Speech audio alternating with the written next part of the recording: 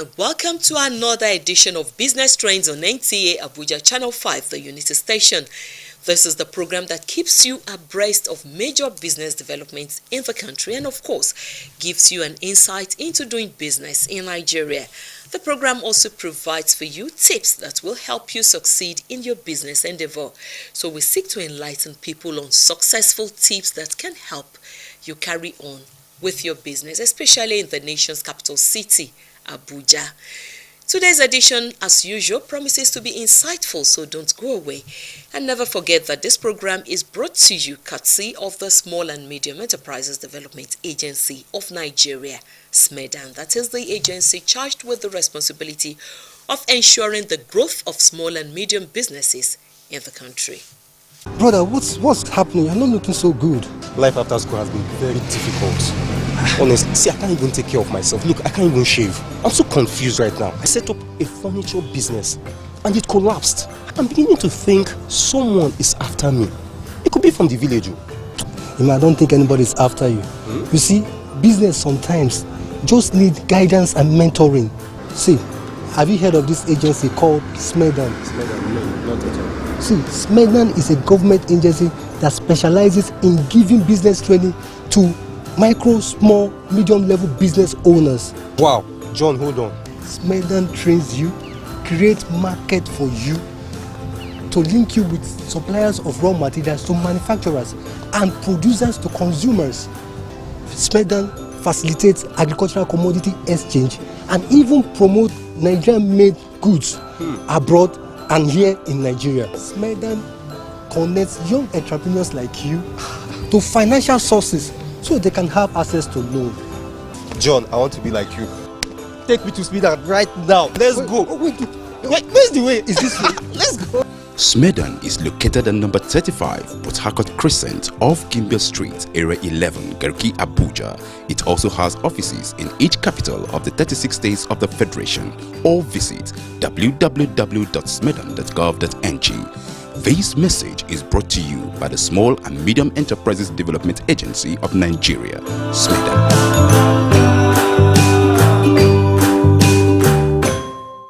Welcome back, and if you're just joining us, the program is Business Trends on NTA Abuja Channel 5. Now, today's edition is taking a little different dimension as we will be bringing to you very useful tips on how to succeed in your business from faraway Namibia, where Africa Women Conference has just ended. The conference addressed issues of women empowerment, which naturally contributes to national development. So enjoy every bit of it. A lot of women try and fail. A lot have ideas and are unable to carry it out. We must also, within this context, celebrate some of the women who have successfully gone into the field and are doing very well. Whether it's banking, whether it's agriculture, in whatever sector that they decided to, venture into, they're doing very well. But we desire more women to be successful. We desire more ideas to be bettered as enterprises. What is the situation? Who wants to go first? Great. Thank you, Nadia. Please give her a round of applause. Thank you very much. I'm really sitting on the existing protocol. In relation to entrepreneur, there are a lot of things that if you really want to become an entrepreneur, you have to consider.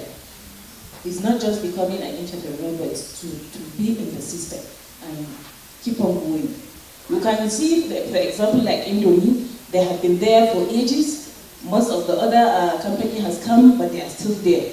It is because they were able to identify their dog stage and the cow cash and then the sloping period. So before they were able to see that they are at the sloping period, they bring up something new that will attract the customers and any other thing. But the most important thing in entrepreneur is the ideas, how you'll be able to launch the idea, how you'll be able to come about. There are a lot of entrepreneurship business that need huge capital. But you don't have to wait for you to be able to get that huge capital before you start it. You can start from another one then you now graduate to the next one. So most of the time, the source of capital, women, if you go to look for, to ask for capital, most of the time they are looking down upon women, thinking that she cannot be able to make it. It is only men that will be mostly given that chance. And when you go to the bank, you will see that they will ask you if you have a collateral to present, or somebody that will be there as your collateral. But you will see, you all know as African and women, we don't have such wealth that we keep before you'll be able to now give it as collateral. That's why it's a problem. And the next one is on awareness, where of the training. Maybe you have the idea, but you don't know how to train yourself or whom to train you in order for you to keep in that particular business. You will say, I've started this business for ages, but up to now nothing is coming out of it. It's because we are not able to get the right experience in order to manage that business. Then I think the next one is management skills. The training, you will have the management, but the training, the skills has to be developed. You need somebody to help you identify your own potentials. How you can be able to know, yes, I'm capable of manage this business or not, or let me jump to another business. So you need those skills in order to help you out. Then networking, social network. There are most of the women that we are not in this networking business. We are a lot of Nigerians that we are very lazy, that we don't want to even go to the market. If you say you have to display your things in the market, you wait for some time before people come to buy. But if you are networking, you market your materials or anything, then you will now get the buyers and so on and so forth. Thank you very much, Haja. She mentioned some very, very important things that I'm wondering about.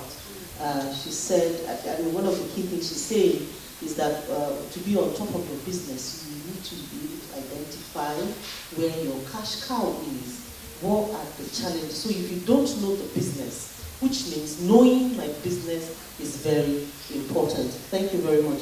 What would your contribution be? Thank you very much. Good afternoon, ladies, sisters, mothers, and brothers. It's always a disadvantage when you have to come in a session after lunch, because it's almost like a growth session. But I believe that I think I've sat in this conference from yesterday and today and listening to all the conversations that have been going around.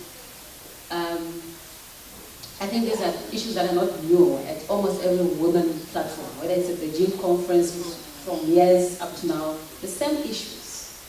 And I'm sure that in some countries we are doing quite a lot to really see how we can resolve these issues. I'll be speaking, unfortunately, from a very different perspective, knowing my background and the environment in which I'm operating in. In the house that I grew up in, I was the only female figure I knew in that house was my mother. Because I was my father's only child. I had an older brother and 3 younger brothers. And in that environment, I had the kind of motherhood, like if the geyser breaks down, if my father doesn't find out this broken, she'll get it fixed. And I had a kind of father who made sure that you're not a just because I'm a woman, these are my chores. No. I would clean my father's car, I would do gardening. As a matter of fact, when I was growing up, I never liked cooking. So we did everything together with my brothers. As I speak now, my brothers can cook, they can clean, and all that. Now, I go in an environment where for the first time I went into a girls' school, it's a mission school. Totally different culture altogether there. Because now you're taught this is what you must do and whatever. I went now in my career environment. I started as a journalist, and then I worked for Parliament for about 8 years. The lady that was sitting here, Madam Ellen, was one of the women that actually groomed me in my time that I was actually working in Parliament. I was not a politician, I was working for Parliament then. And I was the first Hansard editor then. Then I went to the corporate world where I started working for the Chamber of Commerce.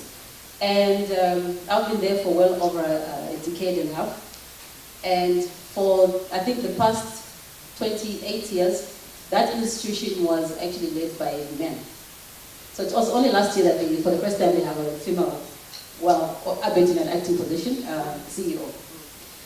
And already, my few year time of actually working there, you can already see what is actually coming out from the male counterparts and the female counterparts. But it's just I think from my side, I think it's just about time that we really address the elephant in the room. We're talking about issues like women, we need to fix ourselves. We need to fix her. I'll be honest to tell you that over my time, my years on this earth, I'm almost in my fourth decade, if not. Many of the people that have hurt me have not been men. They have been women. Whether it's in the workplace, in the school, in the church, anywhere, mostly, I can count not more than 4 men, probably have always been women. And I feel there is a need for us to fix that. Now, coming back to the issue of entrepreneurship development, statistics show that even with the US economy, about 11 million of enterprises in the US are run by women. And that we're talking about more than 30 million entrepreneurs, firms that are operating in the US. That are actually creating jobs for about 9 million people with sales of over 1.7 trillion US dollars. Now that's just a small picture. We do not have statistics. I don't know whether in Nigeria you have, but here for Africa we don't have the statistics. But we do know very well that many of the small enterprises are actually, mostly that's the entry points for women.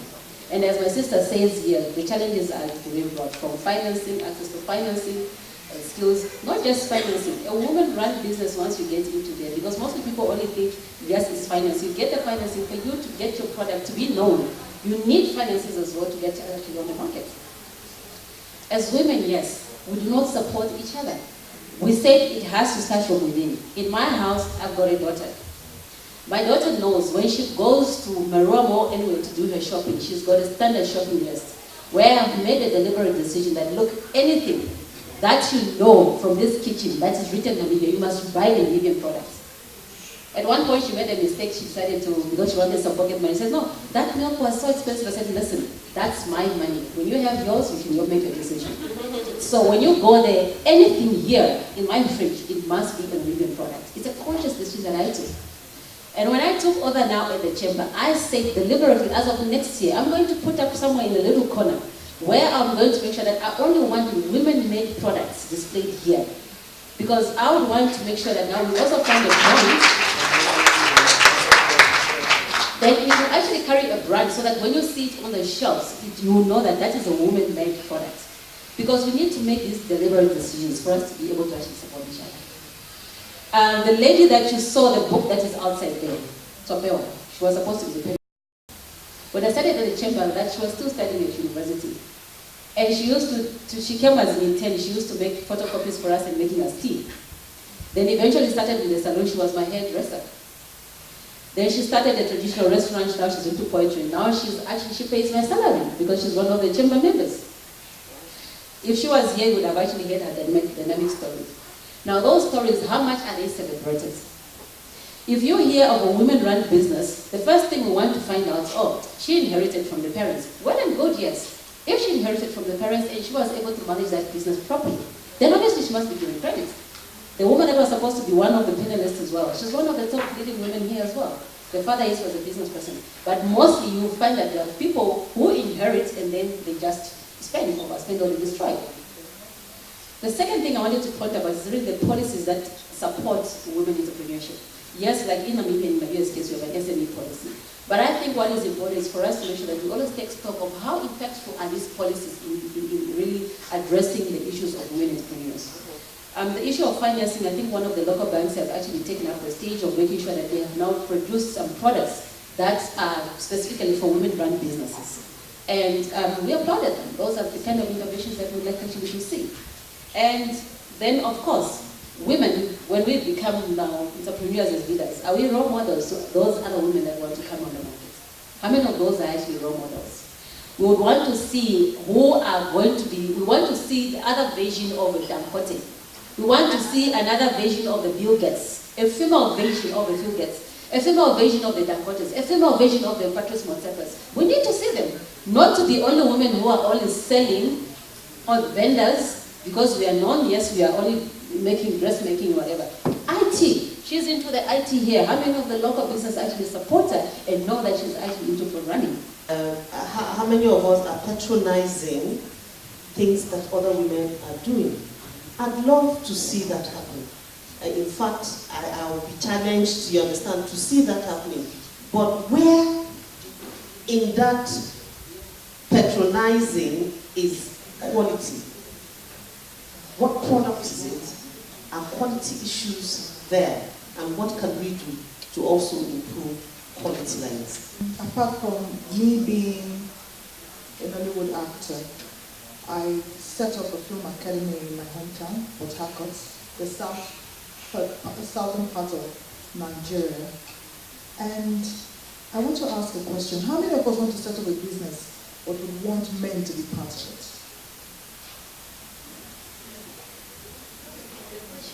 Like, you want to set up a business, no matter how small, but you want a man to be part of the business, irrespective of any. Okay, I just want, very few hands now, wow. Anyway, I thought when I set up this academy of mine, I wouldn't want to do it alone. So I got 2 men as my partners. They are my friends. And we have stayed, we trust each other to a certain extent, right from school.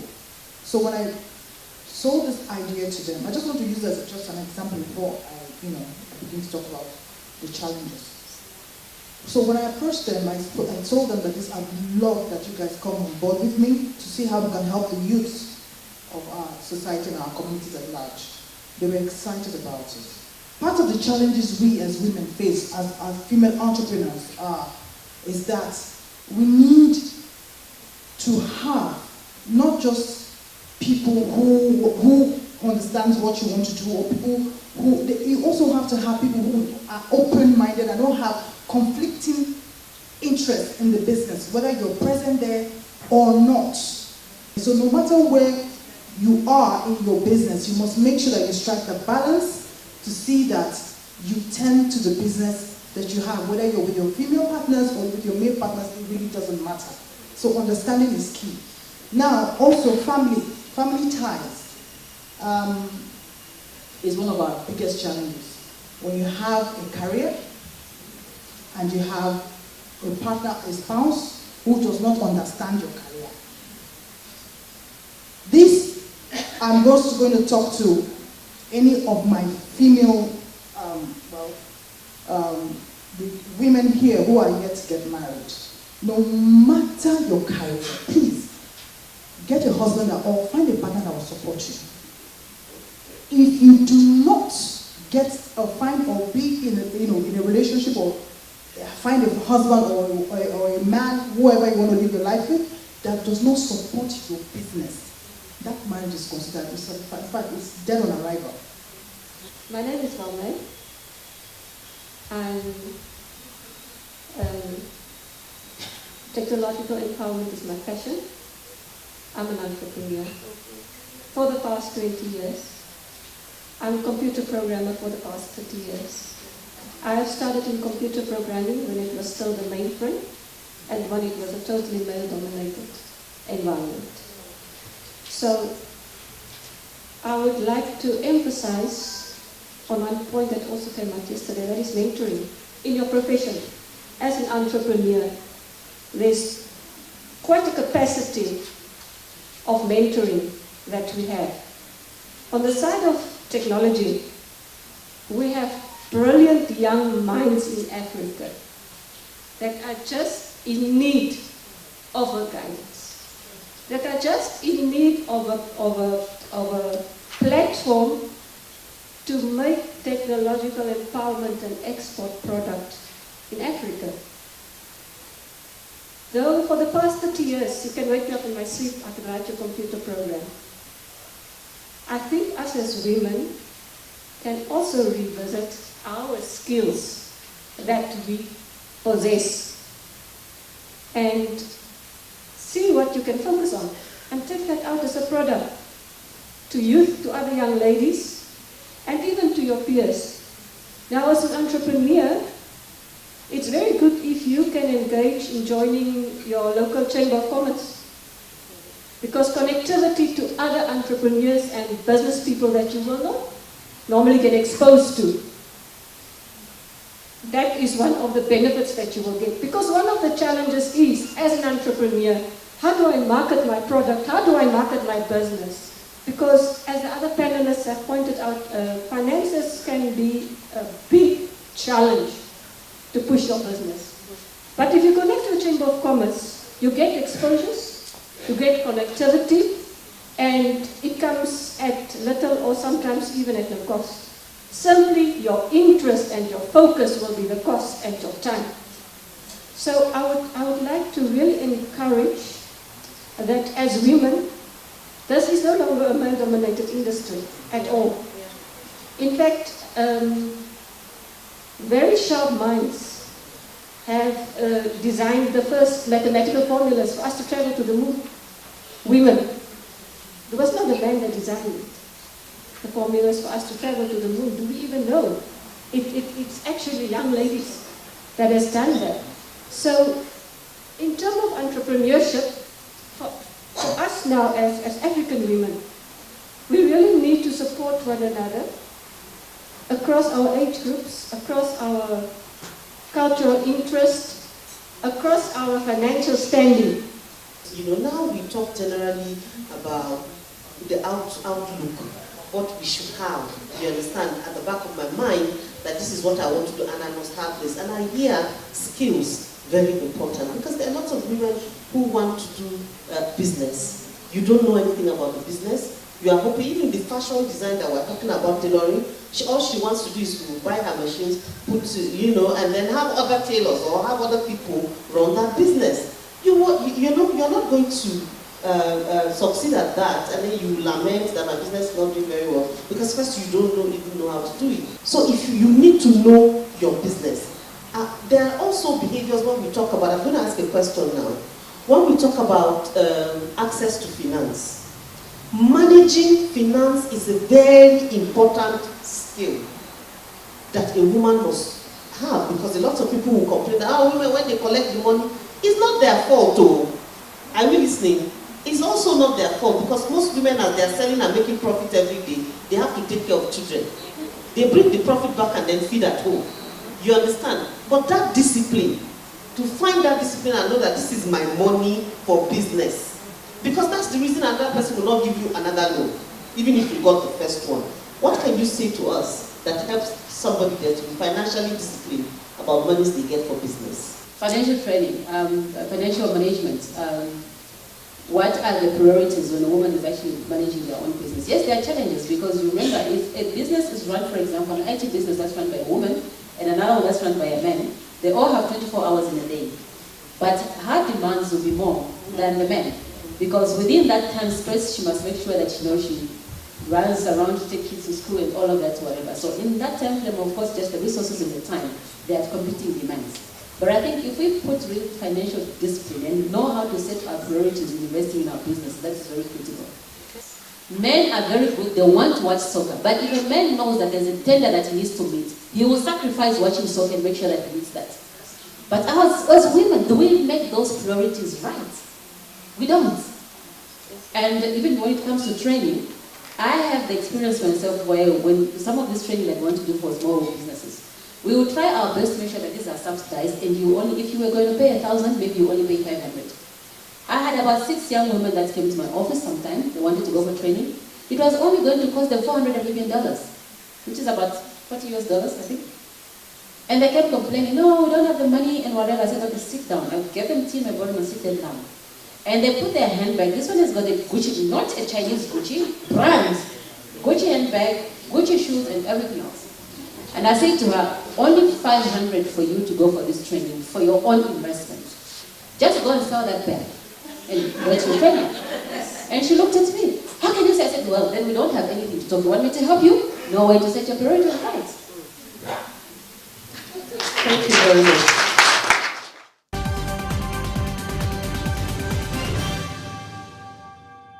I believe you must have learned one or two things from the discussions. Now, before we call it a wrap on today's edition, let's get to see what is trending in the world of business. Don't go away.